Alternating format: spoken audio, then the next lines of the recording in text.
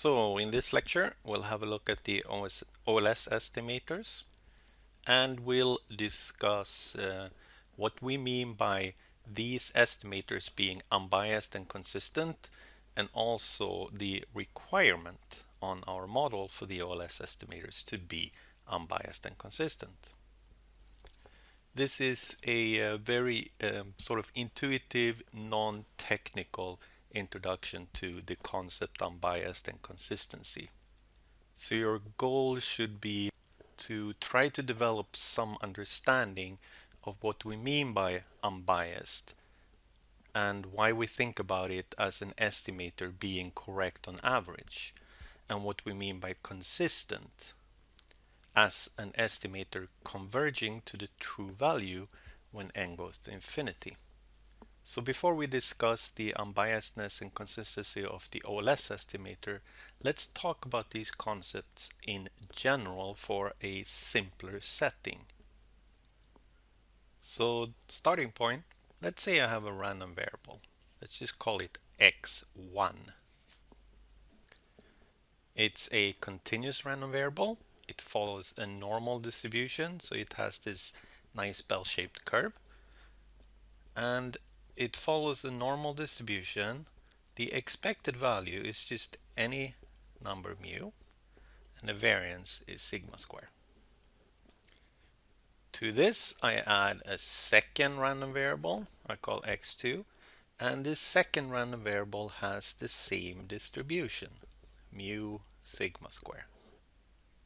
And I keep on doing this all the way down to the nth random variable, which is, like all of them, normal mu sigma square. They all have the same expected value mu, and they all have the same variance sigma square. And let's assume that they're all independent. We can easily illustrate this example using random number generation in Excel. So here I have an Excel sheet. I have prepared I should go from 1 to 19. That's all I can fit because I want to leave this row for something. So n is 19. Here I want to draw a random number from the normal distribution, and I picked some values from mu and sigma square, and it doesn't make any difference which one you pick. So you have learned before that we can draw a random number from the normal distribution by typing norm.imb rand, then we put the mean. That's in E3, so let's do E$3 so we can copy it down, and then it wants the standard deviation, and let's change that cell to, so we have the standard deviation in E4. I actually wrote sigma too, but let's change that to sigma so we don't have to do the square root thing. So I'll just do E$4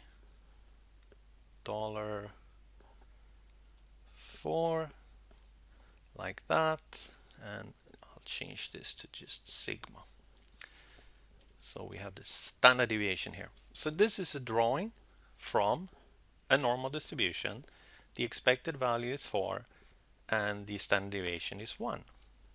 In this particular drawing we got 4.48. I want n such random variables, 19 of them. So all I can need to do is just copy this down. The thing about the random number generation in Excel is that if you do it, if you apply rand in different cells, these these random numbers will be independent drawings.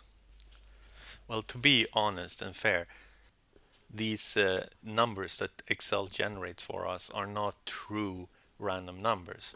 They are actually deterministic numbers, but they are complex enough that they seem to be random. And that's good enough for us. Now let's calculate the average of all these drawings. The average of all these guys, and I want to highlight that. So let's do bold think I can fit, yes. Before, let's describe mathematically what we have done. So what we have done is to calculate the average, 1 over n. We've summed all these random variables. So this is what we have done. Now, one of the main issues in statistics is that we need to view this average as a random variable. Why? Well, because it's calculated from random variables. Before I do the experiment, I don't know which numbers will pop up here. So before I do the experiment, I have no clue what number will pop up here in cell B21. So we need to view the average as a random variable.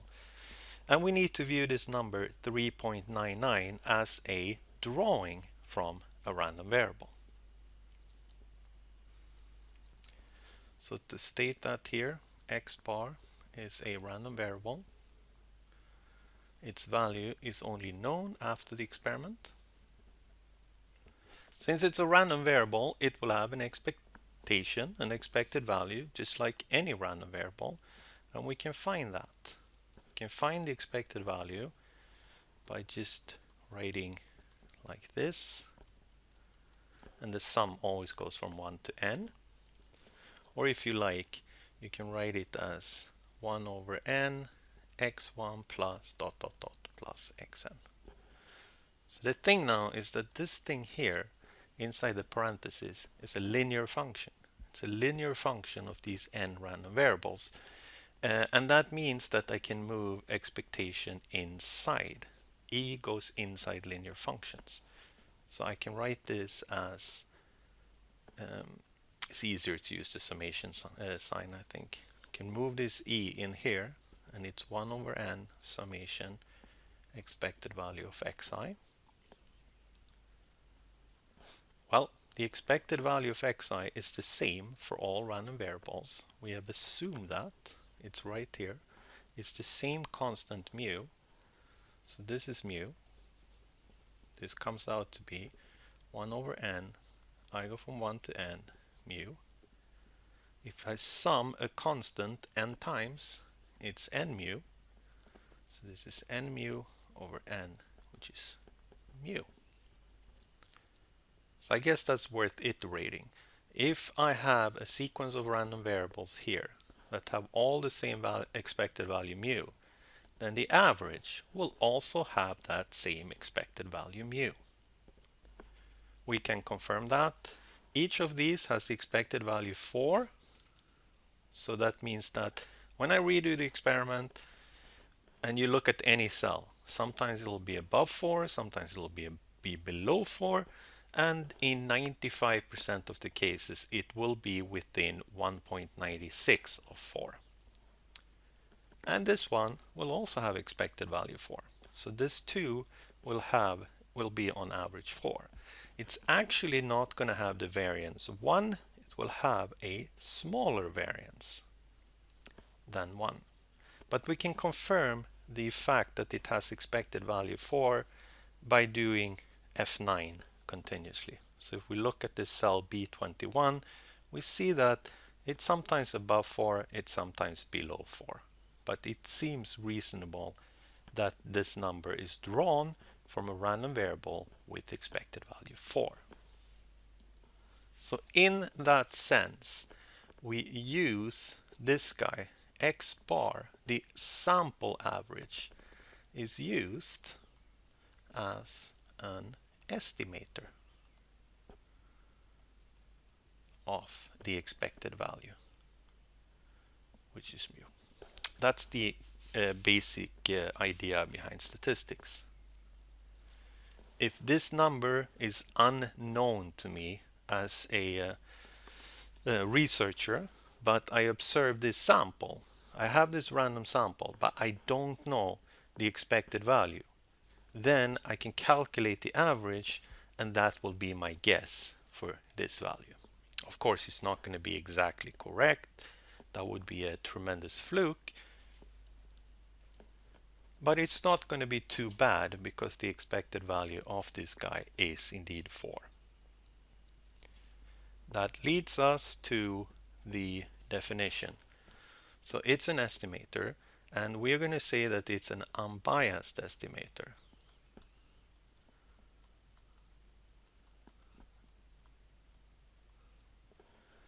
If the expected value of our estimator is equal to the parameter we're trying to estimate. So if our estimator has the expected value equal to the unknown parameter, then we call it unbiased. So in this typical example, X bar is indeed an unbiased estimator. That's why you can think about unbiased as being correct on average. I'm trying to estimate this for by using the sample average, and if I redo this experiment over and over and over, I will be correct on average. So we have to do this as a sort of a mental exercise. If you were to take the average of all these means, then you will eventually get 4. Whether it is unbiased or not, well, that all depends on your assumptions. So one important assumption for this to work is precisely this idea that all the random variables had the same expected value mu. If I violate that, then typically my estimator will not be unbiased. So that's one of the concepts. The other concept is the concept of consistency. The idea behind consistency is that we will let n go to infinity. That is, we will think about the experiment as an experiment where we actually have a very, very large number of observations. So if we look at the Excel experiment and I increase the number of observations by a lot, so I remove the sample mean. Let's say we go all the way to n equal to 5,000. So I'm just going to do equal to A20 plus 1. So we get 20. Then I'm going to copy this cell, copy, and then I'm going to paste it to all the way down to row 20,001. So to get there, instead of just using the arrow or so on, you can just type it in here in the name cell. So if you type A5001, hold down the shift key and then the down arrow, the shift key and click the enter key, then all those will be selected and we can just type Control V. So now I have observation all the way down to 5,000. I don't need to do the same thing because now I have a column next to it. So for this one, I can just double click the fill handle and it will go all the way down. So I have 5,000 instead of 19. Now if we look at the average now, average of B2 colon B5001, you'll see something interesting. And the interesting part is that the variation in this number is much smaller. So it will still be unbiased. That doesn't make any difference in terms of sample size. The expected value will still be mu, but the variance is much smaller. We can see that by redoing the experiment. So if I redo it, you see that now the sample average will be on average much closer to the true value mu. And indeed, if you view this mathematically and you think about what would happen if you increase this from 5,000 to 5 million, Excel probably won't go that far, and 5 billion, then the randomness in this number would be smaller and smaller and smaller, and it will actually eventually go away. So eventually that sample average will become equal to the expected value. So mathematically, we say that an estimator is consistent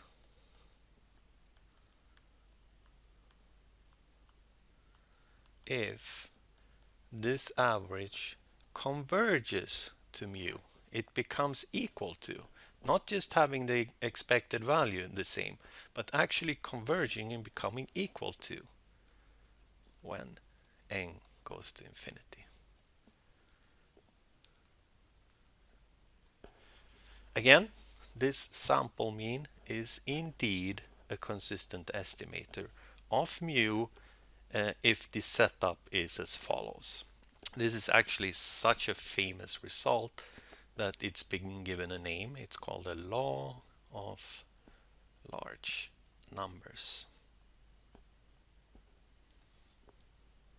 So what we will do now is we will look at the OLS estimators B1 and B2. So these guys, B2, will now play the role of the sample average in my little discussion. We talked about whether the sample average converged or was an unbiased estimator of mu, the expected value. Well, in the least squares problem, we can talk about whether the B2, the OLS estimator, is an unbiased estimator of beta 2. Beta 2 being the true unknown effect that x has on y. Well, the conditional expectation of y. So here's the question. When are the OLS estimators unbiased and consistent? That's to say, when is it the case that the expected value of B2 is equal to beta 2 and the expected value of B1 is equal to beta 1? That's the unbiasedness. And when is the case that B2 converges to beta 2 when n goes to infinity? And when does B1 converge to beta 1? That's the question we will ask. The setup for this question is the following. It's the linear regression model with random sampling. Both of them are important. If we violate LRM or if our sampling is not random, meaning that we are collecting our sample in a way which doesn't make it random, then what I'm saying next will not hold. But if we have LRM and random sampling, so I have this linear regression model, then we can look at the unbiasedness and consistency. So we then have the following. B, an estimator B, now B can represent either B1 or B2, of a parameter beta, which can represent either beta 1 or beta 2, is called unbiased, remember, unbiased, if its expected value is equal to the unknown parameter. So it's unbiased if EB is equal to beta. Again, have to emphasize this does not mean that B is equal to beta. It just means that B must be viewed as a random variable, and it must be viewed, and it will be a random variable which has the correct expected value. Consistency, well, B is a consistent estimator of beta if B becomes equal to beta as n goes to infinity. If B converges to beta, just like the sample average converge to the expected value. So here is the key point in this lecture. So what's the condition that needs to be satisfied for the OLS estimators to be correct on average and converging to the true value as n goes to infinity? Well, the answer is the only thing we need is the exogeneity assumption. So if the x variable is exogenous, remember what that means? It means that the expected value of the error term conditionally on x is 0. If that's the case, then B1 and B2 are indeed unbiased estimators. So we will say that if the x variable is exogenous, then B1 and B2 are correct on average. But you need to understand that that average is actually an expected value. Turns out that this is actually a sufficient condition. The OLS estimator is unbiased under slightly weaker assumptions, but this is good enough to show that B1 and B2 are consistent estimators. We actually need another assumptions, very weak assumption, and I'm not going to bring that up in this lecture. It's almost always typically satisfied, so it's not so important. But with another mild condition, B1 and B2 are consistent estimators of beta 1 and beta 2. You may wonder why we even care about this consistency thing, because it tells us something about the estimator when we have an infinite number of observations. Well, I guess one way of thinking about it is like this. What if you had an estimator that was not consistent? Well, that should really worry you, because that would mean that even if you're able to collect an infinite number of observations, infinite number, it still won't give you the right answer. So that should worry you. So consistency is sort of a minimum requirement on an estimator. And if it is consistent, then it will be equal to beta when n is infinity. Then we can safely assume that it will be close to beta when n is very large, getting closer and closer as n increases. So let's quickly have a look at this thing in a very simple setting. So in this setting, we have simulated x data from a normal distribution, expected value mu, and standard deviation 2.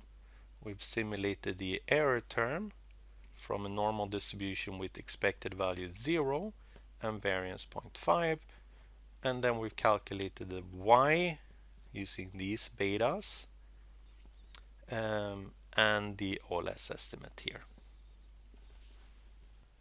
Now n is pretty small here, it's only 20, so we can't really talk about the consistency in this little experiment, but we can consider the unbiasedness. Everything in this simulation study is set up so that the x variable is exogenous. We have simulated the error term so that it has an expected value of 0 no matter what the x value is. And that means that on average this B1 and B2 should be correct, and the only sort of the way we can visualize it is by redoing the experiment, hitting the F9 button. And if we look at B2, it does indeed seem to be unbiased. It's equally often below 2 as it is above 2. Same with B1, seems to be equally often below -4 as it's above -4. We can also easily see that we can get biased estimators if we violate the exogeneity assumption. So let's do something simple here. Here I've drawn from a normal distribution with expected value 0. Let's draw from the expected value 1. Now the expected value of the error term is no longer 0 conditional on x, it's 1. Well, let's copy this down and let's focus on this guy, B1. Is this on average equal to -4? Well, let's try. Can't draw a conclusion from just one. F9, and you can see it's indeed no longer unbiased. It's always below -4. So I have violated the exogeneity assumption. I cannot expect my OLS estimators to be unbiased in this case. As it turns out, when the error term has a constant but non-zero expected value and it's independent of the x variables, this one will actually still be unbiased. But we can easily make that one biased as well by letting the error term being correlated with the x variable. If the error term is correlated with the x variable, then B2